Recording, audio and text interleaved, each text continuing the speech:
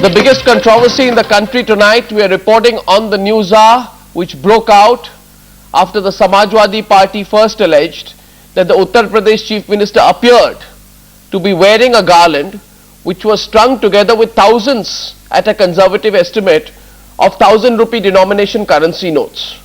Now at closer sight, this claim seems to be right. The Samajwadi Party claimed the garland is worth crores of rupees. Some people at a conservative estimate put it at about 5 crore rupees. If it has 100,000 notes, which some people say it has, then it would be worth 10 crore rupees. Mayawati denied the allegations throughout. She is expected to issue a statement clearly debunking the claim.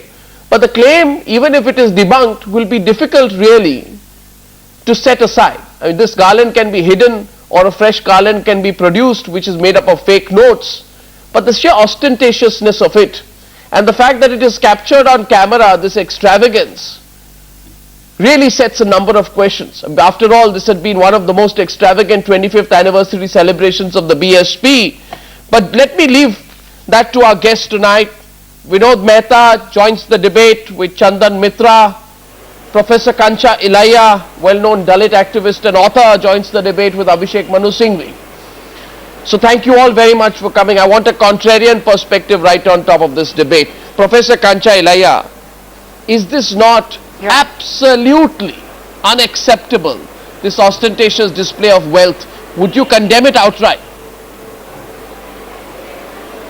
Well, the question, Goswami, is that this also raises another question, that political parties mobilize money secretly through various mechanisms, and we do not know how much money each political party is mobilizing, but when it comes to elections they spend lakhs and crores in each constituency.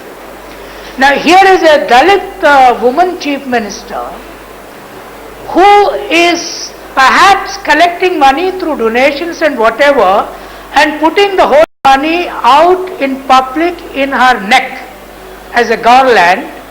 And from here, where does it go? Where should it go? Should it go into the bank account?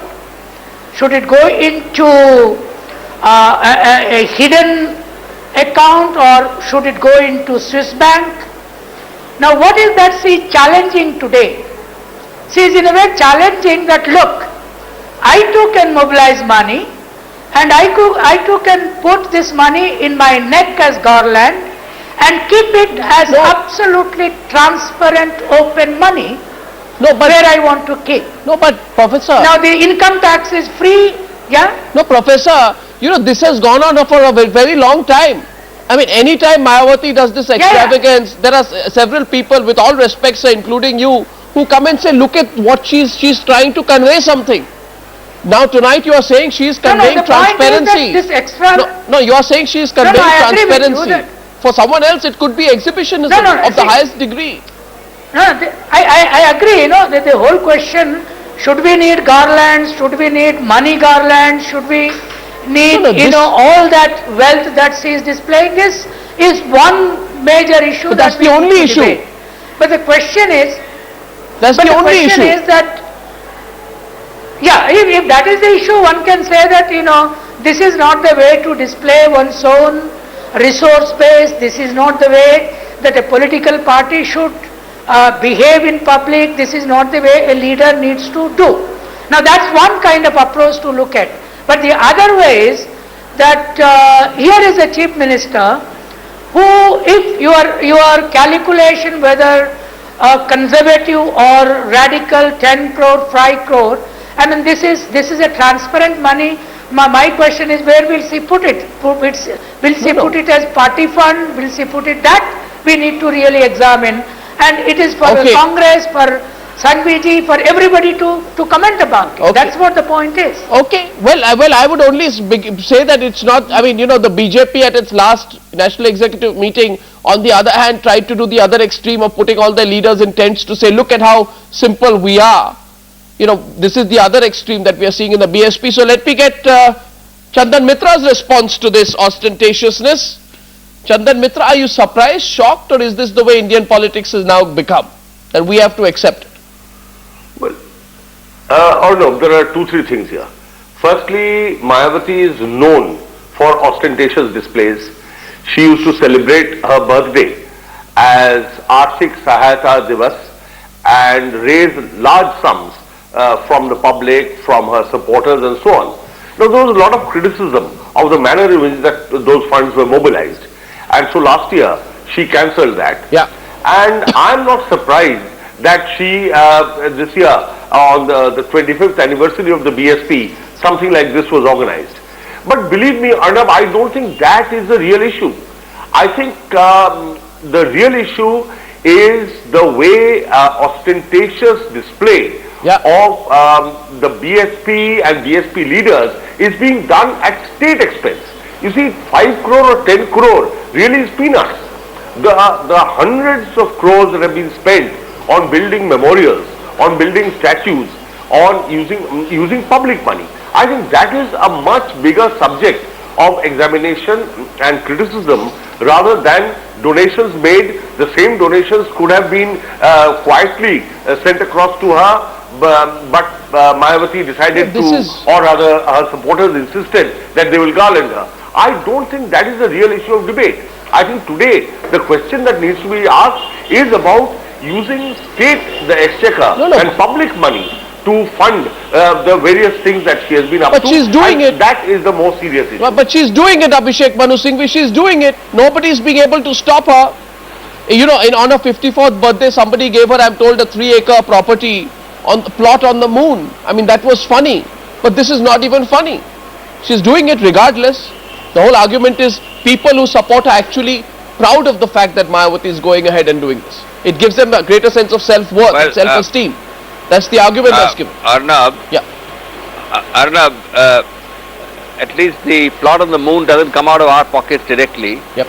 This is money coming out of our pockets. You use two words, extravagant and ostentatious. I think they are the absolutely mildest words the dictionary could have chosen. This is nothing but daylight robbery and loot. It is a subversion of democracy because I am in a majority. I am deemed to be right. I can do what I like. Just consider this.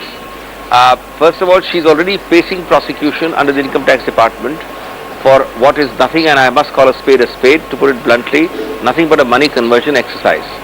You don't have to be a genius chartered accountant or a lawyer to understand that these are cash funds being given back to her in so-called rallies. This is exactly what she did a few years ago. There's already an ongoing income tax investigation, but you know how things are, courts, proceedings, natural justice takes time. Bang in the middle of this, he does it once more. Second, just one sthal. No, 1 second. The most famous. 1 second, sir. 1 second. Ambedkar Parivartan. Just 1 second. 1 second. Just 1 second. Can I ask you a question? Only one point. 1 point. Dr. Singhvi, just 1 point. You mentioned the cases and etc. which happened against her. You would remember that your party leader Digvijay Singh once threatened a CBI inquiry. So it's the point here is that the Congress has only held out this threat whenever it is politically convenient Arnab, on Mayawati, but done nothing. Arnab, let's not. No, I'm Arnab, making the let's point. not degenerate this into the. Let's not degenerate this into the what party did what and what is the political alliance. That's not so. The major investigations against her are all court monitored.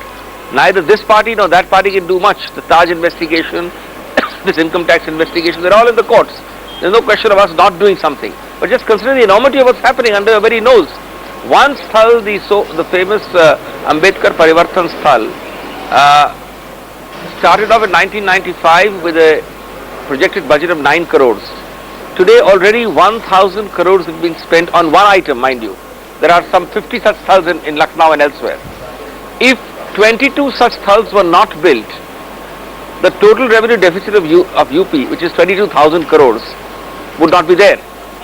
How much she has spent on female empowerment, on literacy, on children, we don't know. But the point of the matter is, this is democracy gone berserk. This is self-aggrandizement bordering on levels of megalomania. And it's an insult to Dalits. Ask a Dalit, if we had spent 1,000 crores on your community, would he want that? Or would he want statues? Well, each of which involves Mayawati's own statue? Well, I think this is absolutely disgusting. And everybody unanimously, without political division, should condemn it totally and unequivocally. Okay. Kancha Ilaya, I'm going to come back to you because tonight, this whole argument is difficult to accept. But I must go to Vinod Mehta first. Mr. Mehta, 2003, on a 47th birthday, 51 kg cake, 100,000 laddus, 60 quintals of marigold flowers and 5,000 bouquets during the then Swabhiman Divas now seem to be peanuts compared to what's going on in Bareilly. Arnab, you and I and all of us in this television studio might express aesthetic distaste, vulgar, over the top, ostentatious. I don't think any of these arguments are going to cut any ice with Mayawati. This must understand that this rally is a show of political strength. The purpose of this rally was to show the Dalits and the people of the state how powerful Mayawati is. And in that, I think no one can deny that she has succeeded magnificently. But I would say the only point of contention is where has this money come from? Is this money from public? Because this is purely a party function. Should government money be spent on this or should party money? If party money has been spent on this, we cannot have any objection to her doing on grounds of aesthetics. This is our problem. And may I just add one more thing? The income tax authorities would be very interested to know whatever that 7 crore or 10 crore of 1,000 rupee notes is, where those 1,000 rupee notes came from, because I don't think many Dalits are capable of giving 1,000 rupee notes to Mayawati. So that's another mystery. But by and large, this is a political rally, this is a political show of strength, and she has succeeded. And our aesthetic distaste is valid, but it cuts no ice with Mayawati, it cuts no ice with Mayawati's constituency. She wins election after election, she wins by-elections, she is the chief minister, and the BSP is perfectly entitled to hold a rally as long as the money comes from state coffers. But you are, I want Chandan Mitra to respond to that, because Vinod Mehta, by calling it an aesthetic problem, aren't you undermining it and making it look like it's a moral dilemma of a few people, and that in the reality of Uttar Pradesh this is part of the norm. There is a bigger question, even if this money was her party money. It's a cruel joke on the poor, isn't it, Chandan Mitra? Well, Arnab, you are right. But at the same time, I really believe that we are getting after the wrong end of the stick. The issue is not really one garland. I mean, how much could a garland kind of stitch together? 10 crore? I think 10 crore is nothing. No. And the fact really is today is that the issues that need to be raised is the question of UP's development, is the question of Dalit upliftment, is the question of what Mayawati has done, not just for her community, but for Uttar Pradesh as a whole. And we, on the other hand, we find that the country's largest state, you have this kind of ostentatious display at one end, and statue building going on. At another end, you have kind of these kind of dramas that are played out, of patronizing dramas of some Congress leader going to various Dalit houses and eating a meal there and making a big song and dance about it. So this kind of, and this is what has really kept UP in this darkness, in abysmal state, and the state's progress has been really abysmal. No, that is the issue. I'm not really bothered about a garland. Arnab, you must let the... Yes, let me get Kancha Ilaiah in before I come back to Vinod Mehta here. Mr. Ilaiah. No, I think I'll just respond to what Singhvi ji has been saying. That yes, Mayawati is playing, let us assume that, in a very dirty political game. But she is going to go to election. And here is a Congress party who is going to fight this election. The question that ultimately will be proved is that whether the Dalits are going to aid her tomorrow in the election, but in the recent by-elections it was not so.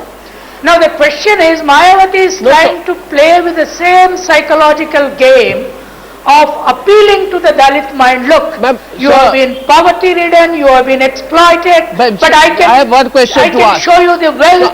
I have one question to ask. Mr. Kancha Ilaiah, I have one question to ask. Are you saying today, excuse me, that ethics don't matter? No, one second. Are you saying in this country today, ethics, morality, standards, perception, what people feel about it, whether it is a cruel joke on a place where 200 crores can feed half of UP's poorest for 1 month, it doesn't matter?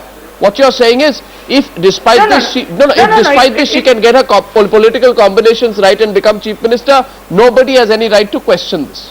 Is that what you're saying today? No, That tomorrow she can get a garland of 100 crore rupees, Goswami, and we should. No.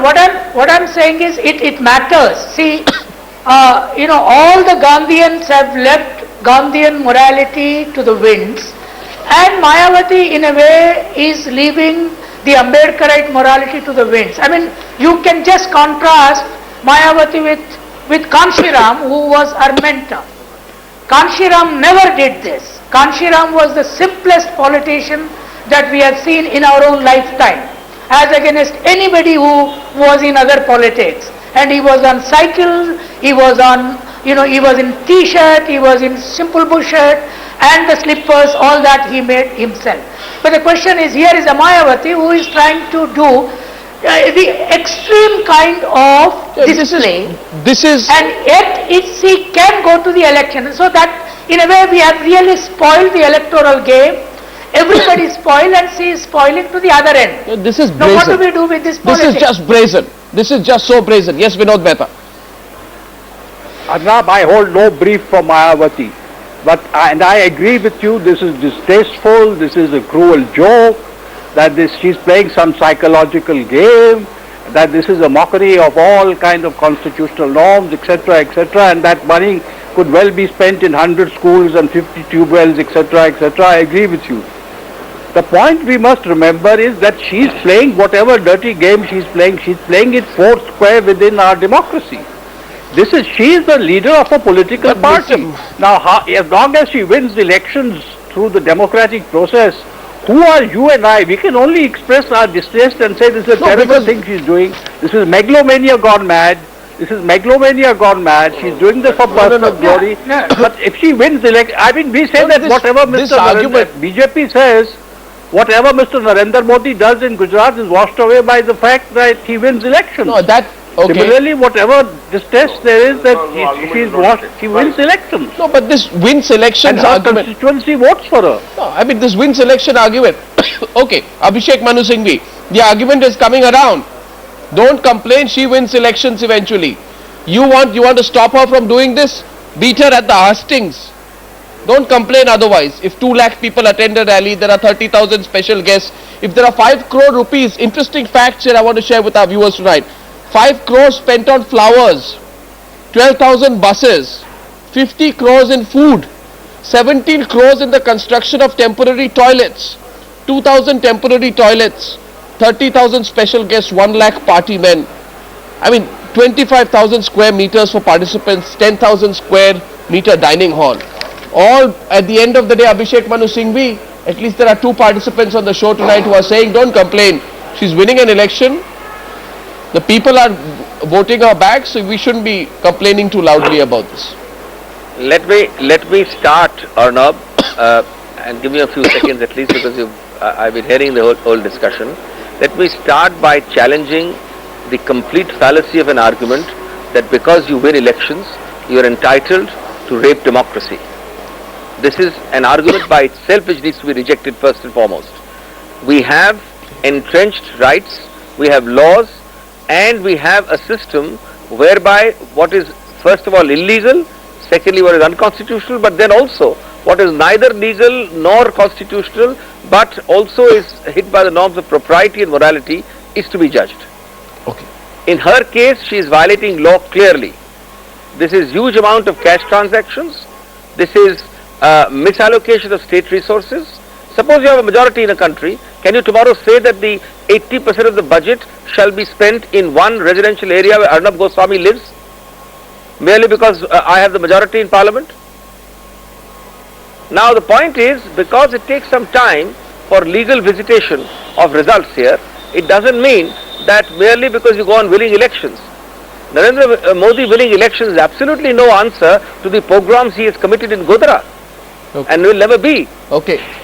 So I challenge that basically. You defeat her politically. And secondly, you defeat Mayawati politically, then she won't hold these rallies. And politically you will defeat because we have no right of recall. We have no interim elections politically you will see the result in Arnab, can I 2012. just- You will see the result. Okay, But we have no Kanchai Laya, interim right of quickly. recall, so I can't have an election now.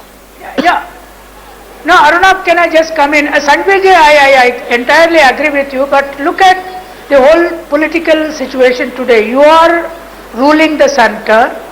The entire income tax department is certainly in your government hands. Yeah. Now, if Mayawati has committed a crime of violating income tax laws by displaying the wealth like this, nothing comes in your way in arresting us tomorrow. Right? Now, you are the central ruler. Okay. Now, the question therefore is, if she is violating the laws, how is she ruling the state so long? Okay. Now, But- why are you tolerating her? Well, this debate is going to carry on. This debate is not going to wrap up I out say, here. Arnab, if she is violating the law, you should prosecute her. You But should then the put her Congress into has to do prison. that. Of course, Then the Congress has to do that. Yes, UPA has to do Take that. it to the law. he's already been... Let the You UPA can't do take that. away her Question right is- to break question the that law. needs What to we be say. posed. If she has broken the law, it's for the UPA to do that. Then they have to collect the evidence and act against Mayawati to take this to its Yes. logical conclusion. They have to do Yeah. that, as Kanchai Laya rightly Why, said. why do you allow her to do Otherwise- I think this is farcical.